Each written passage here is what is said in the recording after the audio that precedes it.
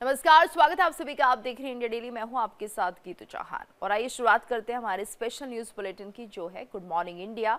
हमारे इस खास बुलेटिन में हम आपको दिखाएंगे देश दुनिया की तमाम अहम खबरें, वो भी एकदम अलग अंदाज में। तो बड़ी और अहम खबरों के साथ हम आपको बताएंगे देश का मूड, आम आदमी के लिए जरूरी बातें। इसके अलावा गुड मॉर्निंग इंडिया में आप देखेंगे सोच की बात, जहां हम बताएंगे वो खबर जो सबसे ज्यादा चर्चा में है, जो देश में बहस का मुद्दा बनी हुई है। और फिर बात होगी दुनिया की, जहां हम आपको दिखाएंगे दुनिया की तमाम बड़ी खबरें। तो आइए शुरू करते हैं आपका खास बुलेटिन गुड मॉर्निंग इंडिया। और आइए अब शुरुआत करते हैं हमारे इस खास बुलेटिन गुड मॉर्निंग इंडिया की, और बता दें आपको कि बुलेटिन में क्या कुछ खास रहने वाला है। तो बुलेटिन में सबसे पहले बात राजधानी दिल्ली की हम करेंगे, जहां AQI गंभीर श्रेणी में पहुंच गया है, जिससे लेकर अब लोगों का गुस्सा भी साफ देखने को मिल रहा है। तो लोग अब सड़कों पर उतरकर विरोध दर्ज करा रहे हैं। दूसरी खबर में बात पाकिस्तान की करेंगे, जहां एक बार फिर TTP का हमला देखने को मिल रहा है। तो TTP के हमले में एक बार फिर पाकिस्तान को भारी नुकसान हुआ है। TTP के हमले में करीब 10 पाकिस्तानी सैनिकों की मौत हो गई है। तो तीसरी खबर में बात होगी ISIS मॉड्यूल से जुड़े आतंकी की, जिसे ATS ने कल गुजरात के गांधीनगर से गिरफ्तार किया था और आतंकी से पूछताछ जारी है। तो आखिरी खबर में बात होगी देश की जनगणना 2027 के पहले चरण का प्री टेस्ट 10 नवंबर से शुरू हो रहा है, और ये जनगणना सभी राज्यों और केंद्र शासित प्रदेशों में 30 नवंबर तक की जाएगी। तो चलिए इन खबरों को अब विस्तार से आपको बताते हैं। दिल्ली की बात करते हैं सबसे पहले, जहां पर कई हिस्सों में वायु प्रदूषण का स्तर गंभीर श्रेणी में दर्ज किया गया है, जिससे कि राष्ट्रीय राजधानी देश के सबसे प्रदूषित शहरों में से एक बन गई है। और वहीं राजधानी के कई हिस्सों में AQI 400 के पार पहुंच गया है, जिससे कि दिल्ली रेड जोन में पहुंच गई है। तो दिल्ली में सर्दियों की दस्तक के साथ ही हवा में जहर का स्तर भी लगातार बढ़ रहा है और इससे लोगों का सांस लेना मुश्किल हो गया है। तो राजधानी दिल्ली में लगभग 1 महीने से प्रदूषण की स्थिति खतरनाक है। दिल्ली की हवा में जहर का स्तर लगातार बढ़ रहा है। रविवार को दिल्ली में कई जगह पर AQI रेड जोन में पहुंच गया है। तो वहीं हालात ऐसे हैं कि अब लोगों को प्रदूषण को लेकर सड़कों पर उतरना पड़ रहा है। कल राजधानी दिल्ली में कुछ लोगों ने इंडिया गेट पर विरोध प्रदर्शन किया और प्रदर्शन में शामिल लोगों का कहना है कि दिल्ली में पॉल्यूशन गंभीर और खतरनाक लेवल पर पहुंच गया है, लेकिन ग्रैब के उपाय लागू नहीं किए गए हैं। तो सवाल यही है कि लगातार AQI में बढ़ोतरी, लेकिन अभी भी कोई ठोस नीति ऐसी नहीं है जिसको लेकर कहा जा सके कि दिल्ली में आने वाले समय में प्रदूषण कम हो जाएगा। हालांकि सरकार ये दावे करती है कि हम कोशिश कर रहे हैं, लेकिन ये सभी कोशिश नाकाफी साबित हो रही है। और अगर AQI की बात करें तो दिल्ली NCR के कुछ ऐसे इलाके हैं जहां पर AQI 400 को पार करता हुआ दिखाई दे रहा है। तो लगातार दिल्ली की हवा जहरीली हो रही है और सड़कों पर जो लोग आ रहे हैं उन्हें अब ऐसा लग रहा है कि उन्हें सांस लेने में दिक्कतें हैं। तो तमाम तरह की परेशानी भी अब लोगों को होने लगी है। वहीं जो लोग मॉर्निंग वॉक पर जाते थे वो अब कोशिश कर रहे हैं कि घरों के अंदर ही रहें, क्योंकि दिल्ली की हवा इतनी जहरीली हो चुकी है कि अब सांस लेना भी दुभर हो गया है, जिसके चलते कुछ लोग सड़कों पर भी उतर आए हैं, ये कहते हुए कि उन्हें कब शुद्ध और साफ दिल्ली मिलेगी। और एक बड़ा सवाल इसलिए भी है क्योंकि सेहत से जुड़ी ये बात है, और अभी अगर यही हालात हैं तो आने वाले दिनों में क्या होगा, जब एक तरह से धुंध बढ़ेगी और मौसम ठंडा होगा, तो कुल मिलाकर उस वक्त के हालात कितने भयावह हो सकते हैं, इसका अंदाजा अभी शुरुआती दौर में ही लग गया है। तो दिल्ली में प्रदूषण जिस तरह से लगातार बढ़ता हुआ दिखाई दे रहा है, और ऐसे में कोई ठोस नीति पिछले 10 सालों में अभी तक नहीं बन पाई है। केजरीवाल सरकार की बात करें तो उस वक्त भी हालांकि कई कदम उठाए गए थे, लेकिन वो अभी तक नाकाफी साबित हैं, क्योंकि एक ठोस नीति कोई बनती नहीं है, जिसके चलते हम देखते हैं जैसे ही सर्दियों का मौसम आता है और AQI लगातार दिल्ली में बढ़ता हुआ दिखता है, जैसे ही हवाएं कम चलनी शुरू होती है, ठंडक बढ़ती है, तो एक तरह से स्मॉग जो है वो चारों तरफ फैल जाता है, जो दिल्ली की जनता के लिए, NCR के लोगों के लिए परेशानी का सबब बन जाता है। ऐसे में लोग यहाँ पर विरोध प्रदर्शन करते हुए नजर आए, क्योंकि उनकी सेहत लगातार गिरती हुई दिखाई दे रही है। जहरीली हवा जिस तरह से मौसम में बनी हुई है वो लोगों के लिए परेशानी खड़ी कर रही है, खासतौर से उनके लिए जो कि लंग्स की बीमारी से पीड़ित हैं, सांस से जुड़ी हुई बीमारियां जिन्हें हैं, वो लोग इस वक्त एक तरह से अपने आप को घर में कैद महसूस करते हैं। हालांकि लोगों से कहा जा रहा है कि वो एक तरह से उन मास्क का इस्तेमाल करें जो कि फिल्टर लगे हुए हैं, लेकिन ऐसे में भी लोगों के लिए संभव नहीं हो पाता। और सवाल अब दिल्ली की सरकार से उठ रहे हैं कि वो कब तक ऐसे कड़े कदम उठाएंगे जिसके चलते प्रदूषण पर नियंत्रण किया जा सके। तो लगातार दिल्ली की जो हवा है वो जहरीली होती हुई दिखाई दे रही है, और ऐसे में प्रदूषण जिस तरह से बढ़ रहा है उसे लेकर लोगों में अब चिंता बनी हुई है। तो जहरीली हवा के खिलाफ सड़कों पर लोग उतर आए हैं और ऐसे में लोगों की जिस तरह से समस्या बढ़ रही है, लोगों को कोई रास्ता दिखाई नहीं दे रहा है और घरों में कैद होना अब ऐसे लोगों की मजबूरी है जो कि सांस संबंधी रोगों से परेशान है और ऐसे में ये मौसम उनके इस परेशानी को और बढ़ाता हुआ दिखाई दे रहा है। और ज्यादा जानकारी के लिए बात करेंगे संवाददाता अभिषेक पंडित से। अभिषेक, अगर हम बात करें दिल्ली एनसीआर की तो लगातार हम देख रहे हैं जो ये दिल्ली और एनसीआर की हवा है वो जहरीली होती हुई दिखाई दे रही है। साथ ही 400 को कई जगह AQI पार कर चुका है और ये बहुत ज्यादा गंभीर श्रेणी में आता है। फिलहाल क्या कुछ मौसम का हाल है, क्या इससे कुछ निजात मिलेगी, क्या कोई कड़े कदम उठाए जा रहे हैं?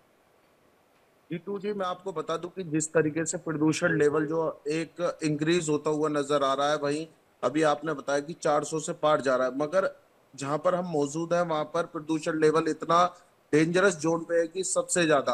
और वहीं लेकर सरकार द्वारा गाइडलाइन जारी की गई है और लगातार लोगों को के बीच जो प्रदूषण को रोकने के लिए एहतियात बरतने की बात की जा रही है, वो भी उस पर भी लगातार जो प्रदूषण बोर्ड है वो लगातार आज कल से जो दिल्ली एनसीआर में जो है प्रदूषण को रोकने के लिए काम करता हुआ नजर आ रहा है, जगह जगह रोडों पे छिड़काव कर रहा है। वहीं गाइडलाइन जारी की गई है, 727 अवैध फैक्ट्रियां हैं, उन पर बिल्कुल प्रतिबंधित कर दिया गया है। और सबसे बड़ी बात यह है, एयर पोल्यूशन विभाग के द्वारा एक टीम गठित की गई है जो कि मौके पर सभी क्षेत्रों में जाएंगे और प्रदूषण लेवल जहां पर जैसे कहीं कंस्ट्रक्शन साइडें चल रही हैं वहां पर उनकी जांच करेंगे। और बिल्कुल प्रतिबंध कर रखा है और लगातार जिन तरीके से जो भी नियंत्रण करने के जो मापदंड जो सरकार द्वारा वो किए गए हैं उन्हें पालन कराने के लिए एक टीम गठित कर दी गई है और लगातार ही जल्दी प्रदूषण लेवल पर कटौती होती हुई भी दिखाई देने की बात करता हुआ प्रदूषण बोर्ड दिखाई दे रहा है। बिल्कुल अभिषेक, लेकिन वही ये आपको सिर्फ बता बातें दें। हैं और हम देख रहे हैं पिछले 10 सालों से दिल्ली की हवा ऐसी ही बनी हुई है और यहाँ पर लोग अब विरोध प्रदर्शन करने लगे हैं। अभी हमने देखा किस तरह से कल विरोध प्रदर्शन हुआ, हालांकि कुछ लोगों को हिरासत में भी लिया गया, लेकिन उनका सवाल उठाना वाजिब है। कितना लंबा समय हो चुका है, सरकार चाहे किसी की भी रही हो, लेकिन प्रदूषण अभी भी बना हुआ है। कई कदम उठाए गए, ऑड इवन का कदम उठाया गया, साथ ही जिस तरह से पानी का छिड़काव निरंतर होता रहता है, लेकिन उसके बाद भी स्थिति बेहतर नहीं हुई है। कुछ जगह तो अब ये भी कहा जा रहा है पराली उतनी जलती नहीं है लेकिन प्रदूषण फिर भी बढ़ता है। जी, लगातार प्रदूषण जो लेवल है वो अपने आप में जिस तरीके से बढ़ता हुआ नजर आ रहा है, वहीं सरकार किसी की भी रही हो, कहीं ना कहीं पोल्यूशन बोर्ड की जो नाकामयाबी रही है वो सबसे बड़ी बात है। क्योंकि अगर यह जिस तरीके से पोल्यूशन लेवल इंक्रीज होता गया और जिससे लोगों को आमना दिक्कतों का सामना करना पड़ रहा है, वहीं आप देख सकते हैं जिस तरीके से इस समय जो दिल्ली एनसीआर में जो है लोग काफी बीमार पड़ते हुए दिखाई दे रहे हैं, किसी को सांसों की दिक्कत हो रही है पोल्यूशन लेवल की वजह से, तो किसी को वहीं इस समय हम सड़क पर हैं, जिस तरीके से मैं दिखाऊंगा, ये रोड वो रोड हुआ करता था कि सुबह मॉर्निंग वॉक के लिए लोग आवागमन करते थे, मगर प्रदूषण की वजह से लोग जो है एहतियात बढ़ते हुए नजर आ रहे हैं सरकार की गाइडलाइन से, और बाहर निकलने के पहले भी लोगों को सोचना पड़ रहा है। सबसे बड़ी बात यह है कि जिस तरीके से प्रदूषण लेवल बढ़ता गया, तो कहीं ना कहीं सरकार की नाकामियां भी रही। अगर ये पहले से प्रदूषण लेवल को रोकने में एहतियात बरतते तो शायद आज ये जो जहरीली हवा है वो लोगों के अंदर ना जाती और ना मरीजों की संख्या बढ़ती हुई नजर आती। बिल्कुल अभिषेक, और ऐसे में फिलहाल चलिए ठीक है, जो माहौल इस वक्त बना हुआ है, जहरीली हवा हो चुकी है, एहतियातन अब क्या कदम उठाने चाहिए, क्या कुछ प्रशासन कर रहा है, लोगों के लिए क्या कुछ सावधानी बरतने की अपील की जा रही है? प्रशासन ने हाई अलर्ट जोन पे गाजियाबाद और दिल्ली एनसीआर को रखा गया है और वहीं पर अब नया प्लान जो है प्रदूषण का एक नया प्लान जारी किया गया है, जिस पर काम करने के लिए टीम गठित की गई है।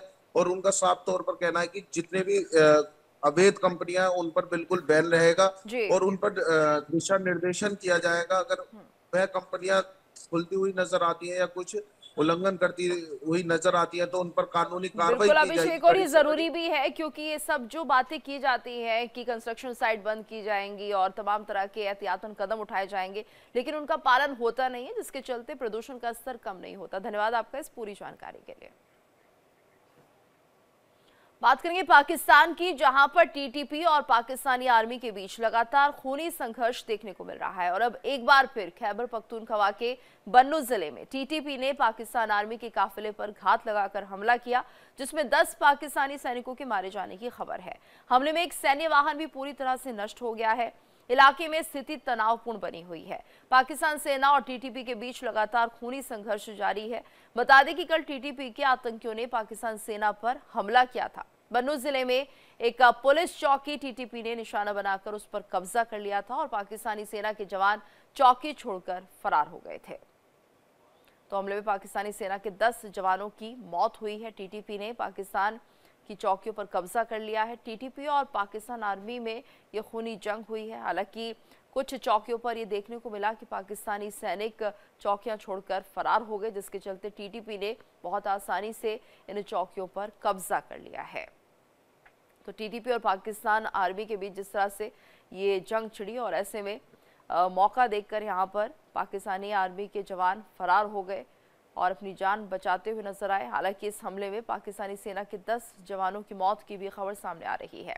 और ज्यादा जानकारी के लिए बात करेंगे संवाददाता रमन सैनी से। रमन, तो देखिए यहाँ पर टीटीपी और पाकिस्तानी सैनिकों के बीच जिस तरह से ये जंग हुई है और ऐसे में ये कहा जाए कि टीटीपी ने पूरा कब्जा कर लिया है इन चौकियों पर, और ये वैसे भी लाजमी था जिस तरह की सेना पाकिस्तान में दिखाई देती है, या वहाँ के जो सैनिकों का जज्बा जिस तरीके का है कि अपना मैदान छोड़कर भागना ही शायद उनकी फितरत होती है, तो ऐसा ही होना था और हुआ भी ऐसा ही है।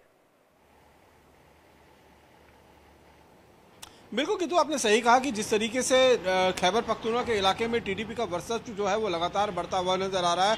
हर बीते दिन के साथ हम ये देख रहे हैं कि बड़े से बड़ा जो हमला जो है वो पाकिस्तान की सेना के जवानों पर हो रहा है। कल ही हमने खबर ब्रेक की थी कि बनू के इलाका जो बिल्कुल दुरंत लाइन के साथ लगता हुआ इलाका है खैबर पख्तूनख्वा का, वहाँ पर एक पाकिस्तान की आउटपोस्ट जो है उस पर टीटीपी के लड़ाकों ने कब्जा कर लिया था। वहाँ से पाकिस्तानी की सेना के जवान जो है वो भागते हुए नजर आ रहे थे। और कल ही एक पाकिस्तान का जो काफिला था, पाकिस्तानी सेना का जो काफिला था, उस पर जो घात लगाकर हमला किया गया और 10 पाकिस्तानी जवानों के मारे जाने की खबर जो है इस हमले में निकलकर सामने आ रही है। एक गाड़ी को जो भी पूरी तरीके से जलाकर खाक कर दिया गया है। तो ये आप अगर देखें तो जब से वैसे तो टीटीपी का वर्चस्व लगातार खैबर पख्तूनख्वा के इलाके में बढ़ता हुआ नजर आ ही रहा था। अब बलूचिस्तान में भी टीटीपी जो है वो जाकर हमला कर रही थी। साथ साथ में पंजाब प्रांत के भी अंदर हम देखें तो वहां पर भी अब अपनी पैठ बनाने की कोशिश जो है वो तहरीक-ए-लिबाक के साथ मिलकर टीटीपी कर रही है। लेकिन अगर हम देखें तो तालिबान और पाकिस्तान के बीच में जो वार्ता हो रही थी, वो वार्ता के विफल हो जाने के बाद टीटीपी ने अब और ज्यादा आक्रामक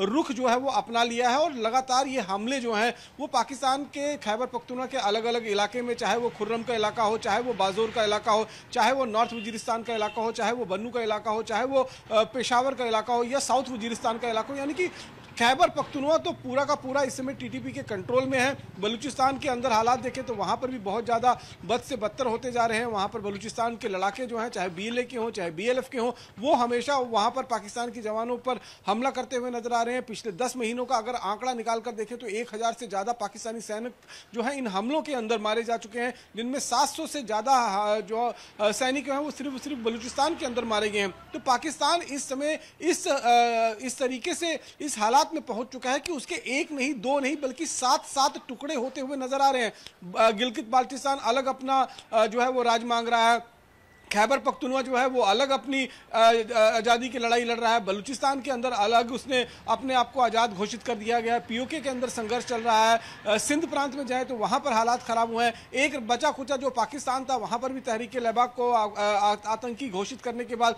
वहाँ पर भी पाकिस्तान की सरकार की जो मुश्किलें हैं वो लगातार बढ़ती हुई नज़र आ रही हैं। तो ये आप अगर लगातार देखेंगे तो जिस तरीके से आसिम मुनीर की दमनकारी नीति है, और आसिम मुनीर इस समय पाकिस्तान के अंदर इतना पावरफुल हो चुका है कि उसे अब तीनों सेनाओं का सर्वोच्च लीडर जो है वो बनाने की तैयारी की जा रही है, क्योंकि बाकायदा पाकिस्तान की एक पार्लियामेंट के अंदर एक बिल लाया गया है और उस बिल के माध्यम से अब चीफ ऑफ डिफेंस फोर्सेस जो है वो नियुक्त किया जाएगा आसिम मुनीर को। और तीनों सेना जो होंगी, चाहे नेवी हो, चाहे एयरफोर्स हो, चाहे थल सेना हो, उनका अब कंट्रोल जो है वो आसिम मुनीर के पास होगा, यानी कि एक संवैधानिक पद देने की तैयारी जो है वो पाकिस्तान के अंदर कर ली गई है। तो ये जो दमनकारी नीति है पाकिस्तान के आर्मी की, पाकिस्तान के जनरल आसिम मुनीर की, तो उसके खिलाफ ही ये लगातार प्रदर्शन होते हुए नजर आ रहे हैं। और जो वार्ता विफल हुई है पाकिस्तान और अफगानिस्तान के बीच में, उसके बाद टीटीपी के लड़ाके लगातार अगर हम देखें तो आक्रामक रुख पाकिस्तान की सेना के खिलाफ अपनाते हुए नजर आ रहे हैं। खासतौर पर जो दुरंद लाइन के साथ लगता हुआ इलाका है, चाहे वो बाजोर का इलाका है,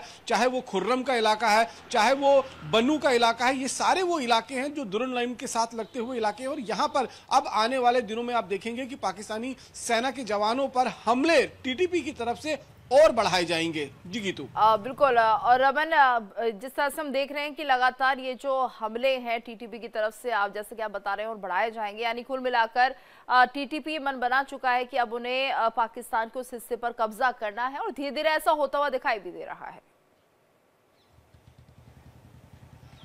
देखिए, मन तो बना लिया उसने, बहुत पहले ही मन बना लिया था, लेकिन अभी तक उसके कंट्रोल में ये चीज़ें नहीं आ रही थी। लेकिन अब जिस तरीके से अफगानिस्तान का साथ भी जो है वो टीटीपी को मिलता हुआ नजर आ रहा है, क्योंकि पाकिस्तान के खिलाफ पाकिस्तान ने जो मांग रखी थी कि टीटीपी के लड़ाकों पर शिकंजा कसने के लिए अफगानिस्तान जो है वो पाकिस्तान की मदद करेगा, उससे जो है सीधे तौर पर इनकार कर दिया है अफगानिस्तान ने। और अफगानिस्तान ने कह दिया कि यह आपका आंतरिक मामला है, आप इससे खुद निपटे, हम इसमें पड़ने वाले नहीं है। तो यानी कि एक तरह से हम ये देखें तो मौखिक एक समर्थन जो है वो टीटीपी को तालिबान का मिल चुका है। तो ऐसे में उनके हौसले और ज्यादा बुलंद हो चुके हैं। हमने हाल ही में देखा था कि बलूचिस्तान ने अपने आप को आजाद घोषित कर दिया था और यह कहा था कि अब हम पाकिस्तानी जो फेडरल गवर्नमेंट है उसके कंट्रोल में नहीं रहेंगे और हमारा खुद का अपना जो है वो पूरा सिस्टम रहेगा, पूरी सरकार जो है चलाएंगे हम अपने दम पर। इसी तरीके से अब टीटीपी के इलाके जो है वहां अलग अलग इलाकों में जहां पर पाकिस्तान का कंट्रोल हुआ करता था, उन कंट्रोलों को वहां से हटाकर, पाकिस्तान के कंट्रोल को हटाकर टीटीपी के लड़ाके उन कंट्रोल को अपने हाथ में ले रहे हैं। हालात तो यहां तक पहुंच गए थे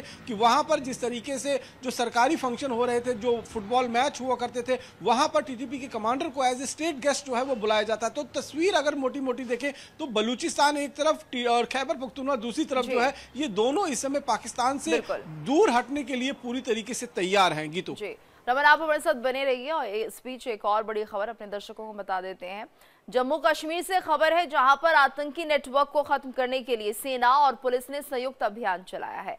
आतंकी ठिकानों पर लगातार छापेमारी की जा रही है और आज फिर जम्मू कश्मीर में आतंकी नेटवर्क को तोड़ने के लिए 14 जिलों में 193 ठिकानों पर छापेमारी जारी है। अब तक पुलिस ने 2 दर्जन से ज्यादा लोगों को हिरासत में ले लिया है। तो आतंकी ठिकानों पर लगातार छापे डाले जा रहे हैं और ऐसे में ये कार्रवाई की जा रही है। सेना और पुलिस ने संयुक्त अभियान चलाया। और ज्यादा जानकारी के लिए बात करेंगे संवाददाता रमन सैनी से। रमन, क्या जानकारी, क्योंकि लगातार हम देख रहे हैं आतंकी ठिकानों पर जिस तरह से छापेमारी हो रही है, यानी आतंक को किस तरह से प्रदेश से मिटाना है, अब ये जिम्मेदारी सेना ने संभाल ली है। हालांकि पहले भी हम देख रहे थे, लेकिन इस बार लग रहा है कि एक तरह से इस ऑपरेशन को बहुत तेजी दी जा रही है।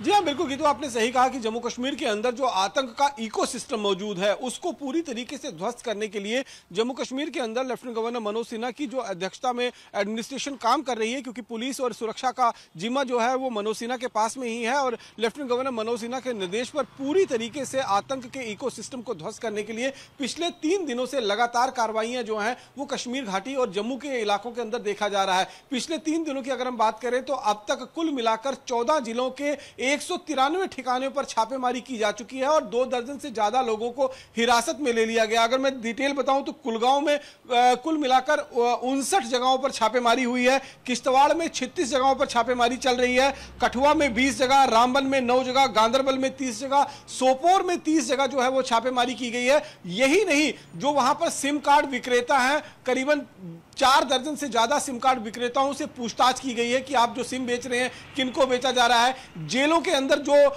आतंकी बंद हैं उनसे जाकर पूछताछ की जा रही है कि उनका लिंक कहां पर है। खास तौर पर इस समय निशाने पर OGW जो कश्मीर घाटी के अंदर आतंक को कहीं ना कहीं प्रोत्साहित करने के लिए, आतंक को इकोसिस्टम मुहैया करवाने के लिए काम कर रहे हैं, उन पर कार्रवाई की जा रही है। कुल मिलाकर 2 दर्जन से ज्यादा लोगों को हिरासत में लेकर पूछताछ की जा रही है। और निशाने पर वो लोग भी हैं जो रहने वाले पाकिस्तान भारत के हैं, हिंदुस्तान के हैं, जम्मू कश्मीर के रहने वाले हैं, लेकिन इस समय POK के अंदर आतंकी कैंपों के अंदर एज ए हैंडलर अंदर एज ए ऑपरेटर जो है वो काम कर रहे हैं और अपने जम्मू कश्मीर के नेटवर्क का इस्तेमाल कर कर यहाँ पर जो आतंकी घुसपैठ कर कर आते हैं उनको किसी न किसी तरीके से लॉजिस्टिक सपोर्ट जो है वो OGWs के माध्यम से मुहैया करवाते हैं। तो उन घरों पर जिन घरों के लड़के पाकिस्तान POK के अंदर एज ए आतंकी हैंडलर काम कर रहे हैं उन घरों के ऊपर छापेमारी की जा रही है, उनके रिश्तेदारों के ऊपर छापेमारी की जा रही है। तो तमाम तरीके से इस समय जम्मू कश्मीर के अंदर जो इकोसिस्टम मौजूद है, क्योंकि लेफ्टिनेंट गवर्नर मनोज सिन्हा ने 2020 या 21 में जब उन्होंने यहां पर कार्यभार संभाला था तभी उन्होंने ये कहा था कि जब तक जम्मू कश्मीर से आतंक का इकोसिस्टम पूरी तरीके से ध्वस्त नहीं होगा तब तक आतंकी गतिविधियों में रोक लगाना मुश्किल है। और इसीलिए अब ये कार्रवाई जो है वो निर्णायक रूप से पूरे कश्मीर घाटी के अंदर शुरू कर दी गई है और अभी आने वाले करीबन 3-4 दिनों तक ये कार्रवाई लगातार इसी तरीके से जम्मू कश्मीर के अलग अलग ठिकानों पर जो इंटेलिजेंस इनपुट मिलेंगे, जो पूछताछ लोगों से होगी, जिन लोगों को हिरासत में लिया गया है उनसे जो जानकारियां निकल कर आएंगी उसके एवज में जो है वो कार्रवाइयां आगे जो है वो और तेज की जाएंगी। गीतू, बिल्कुल रमन, आप इस खबर पर नजर बनाए रखिएगा, आपसे अपडेट लेंगे। धन्यवाद आपका इस पूरी जानकारी के लिए। और ये आपको सीधे ले चलते गोरखपुर, जहां पर CM योगी मौजूद हैं और जनता दर्शन यहाँ पर करते हुए दिखाई दे रहे हैं, लोगों से बातचीत करते हुए, उनकी समस्याओं को जानते और समझते हुए। ये देखिए तस्वीरें सामने आ रही है, सीधी तस्वीरें गोरखपुर से और CM योगी का ये जनता दर्शन, जनता दरबार, जहां पर वो लोगों की समस्याएं सुनते हैं और उनका मौके पर ही निस्तारण भी कर दिया जाता है। तो तस्वीरें सीधे गोरखपुर से हम आपको दिखा रहे हैं और सुबह का वक्त है और ऐसे में जिस तरह से जनता दर्शन यहाँ पर लगाया गया है तो लोग अपनी समस्या लेकर अक्सर पहुंचते हैं और जब CM योगी बच्चों को देखते हैं तो एक अलग ही उत्साह उनके अंदर दिखाई देता है। आज भी 2 छोटे बच्चे यहाँ पर दिखाई दे रहे हैं और ऐसे में उनसे मिलकर भी काफ़ी खुशी महसूस कर रहे हैं CM योगी। तो ये जनता दर्शन जिस तरह से लोगों की समस्या सुनने का एक प्लेटफॉर्म है, एक मंच है जहां पर लोग अपनी समस्याओं को लेकर आते हैं और तुरंत उनका निस्तारण होता है। तो एक उम्मीद रहती है CM योगी आदित्यनाथ से कि जब वो यहाँ पर जनता दरबार लगाएंगे, जिसे जनता दर्शन का नाम दिया जाता है, तो उस दौरान सभी लोग जब पहुंचेंगे तो उस वक्त उनकी समस्याओं का तुरंत निस्तारण होगा और शायद यही भरोसा है जिसके चलते लोग यहाँ पर आते हैं। आगे बढ़ते हैं, बात करते हैं गुजरात ATS की, जिसने रविवार को अहमदाबाद में एक बड़े आतंकी साजिश का भंडाफोड़ करते हुए 3 आतंकियों को गिरफ्तार किया है। पिछले 1 साल से ATS की नजर इन आतंकियों पर थी और तीनों आतंकी हथियार सप्लाई करते हुए गिरफ्तार किए गए। वो देश के अलग अलग हिस्सों में आतंकवादी हमला करने का प्लान बना रहे थे। तो शुरुआती जांच में पता चला है कि तीनों खूंखार आतंकी संगठन ISIS के लिए काम कर रहे थे। जांच में सामने आया कि गिरफ्तार किए गए 2 आतंकी उत्तर प्रदेश के रहने वाले हैं, जबकि तीसरा आतंकी हैदराबाद का निवासी है और एक आतंकी मोहम्मद सुहेल यूपी के लखीमपुर खीरी के सिंघाई का रहने वाला है। अब लखीमपुर खीरी की पुलिस मोहम्मद सुहेल के घर जाकर गहनता से परिवार के सदस्यों से पूछताछ करने में जुटी हुई है। और ज्यादा जानकारी के लिए बात करेंगे संवाददाता दिव्यांशु पांडे से। दिव्यांशु, क्या कुछ जानकारी इन आतंकियों को लेकर मिल रही है, क्या खुलासे हुए हैं? देखिए, गुजरात ATS ने इन 3 आतंकी को कल पकड़ा गया था, जिसमें से एक सुहेल जो है वो लखीमपुर खीरी जिले के सिंगाई थाना क्षेत्र के छालवाड़ा गांव का रहने वाला है।